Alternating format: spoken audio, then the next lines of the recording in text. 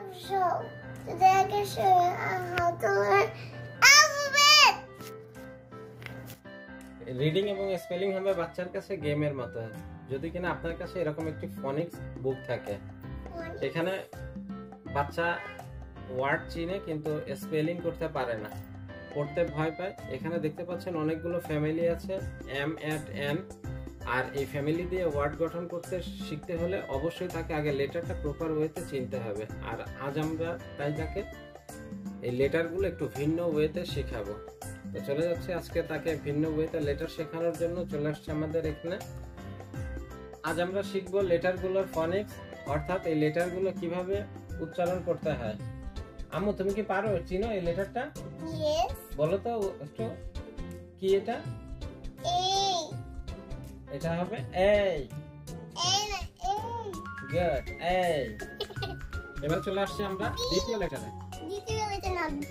আচ্ছা, বি এর উচ্চারণ হবে ব, ব এর মতো। কেমন আমরা যে ব্রাদার করি, বল করি, ব। Yes, কি হবে? এর উচ্চারণ হবে ব এর মতো, তাই তো? ব।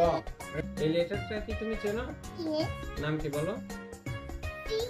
এর উচ্চারণ কেমন হয়? ক, ক এর মতো, ব্যঞ্জন বর্ণের যে ক, ক এর মতো। যেমন এবার আমরা চলে আসছে নেক্সট লেটারে। এটা কি? D. ডি। ডি এর উচ্চারণ কেমন হয়?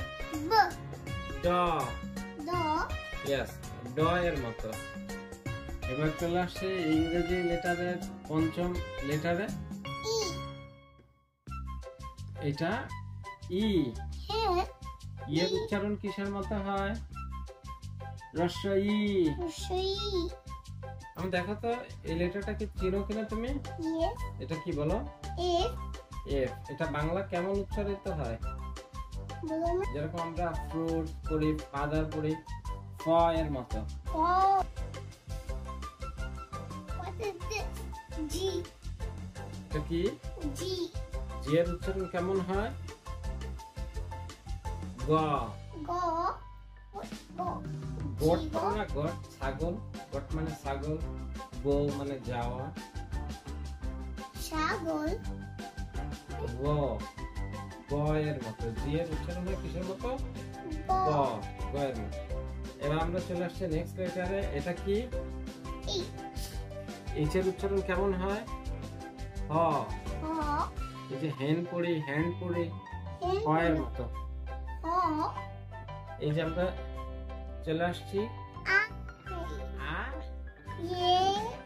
ওকে, তাহলে আই এর উচ্চারণ কেমন হয় বাংলা? রস্ব ই এর মতো। তাহলে উচ্চারণ হয় ই, মনে নেই? আইও রস্ব ই এর মতো উচ্চারণ হয়। এটা কি? এই লেটারটার নাম কি? ইয়েস। এর উচ্চারণ কেমন হয়? জ, বর্গের জ এর মতো। Yes. আমরা বাঙালি, তাই বাংলা পড়তে স্বাচ্ছন্দ্য বোধ করি আর বাংলার প্রতিটি বর্ণ আমরা খুব ভালো করে চিনি। তবে আমাদের বাচ্চারা ইংরেজি ওয়ার্ডগুলো, এই লেটারগুলো খুব ভালো চিনলেও কিন্তু সেটা স্পেলিং করতে পারে না। আর ফনিক্সের মাধ্যমেই আমরা এই লেটারগুলো বাংলা কোন বর্ণের সাথে মিল হচ্ছে সেটা আমরা জানতে পারি।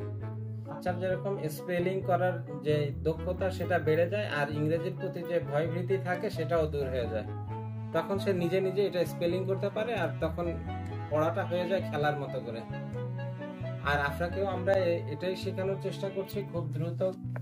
আফরা এই লেটারগুলোর খুব সুন্দর উচ্চারণ, যেটা সঠিক উচ্চারণ সেটা শিখে যাবে। আজকে আমরা কয়েকটা শিখিয়েছিলাম তাকে।